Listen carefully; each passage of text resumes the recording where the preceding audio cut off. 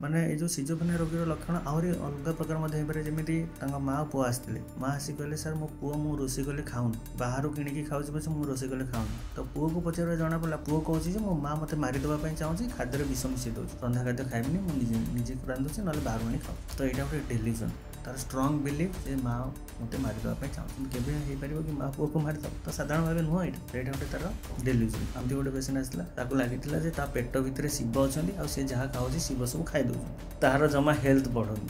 ତ ସେ ସବୁବେଳେ ଆସିକି ରିକ୍ୱେଷ୍ଟ କରିବ ସାର୍ ମୋ ପେଟର ଗୋଟେ ଅଲ୍ଟ୍ରାସାଉଣ୍ଡ କରନ୍ତୁ, ଅଲଗା କିଛି ଟେଷ୍ଟ କରନ୍ତୁ, ମୋ ଅପରେସନ୍ କରିକି ଶିବଙ୍କୁ କାଢ଼ି ଦିଅନ୍ତୁ। ଆମ ସାର୍ କୁହନ୍ତି ଗୋଟେ ଷ୍ଟୋରି, ଗୋଟେ ଜେଲ୍ ଜଣେ ଥିଲେ ପ୍ରିଜନର ଗୋଟେ, ତାଙ୍କ ଷ୍ଟୋରି କୁହନ୍ତି। ତ ସେ କ'ଣ କରିଥିଲେ ନା ତାଙ୍କର ୱାଇଫ୍କୁ ମର୍ଡ଼ର କରିଦେଇଥିଲେ।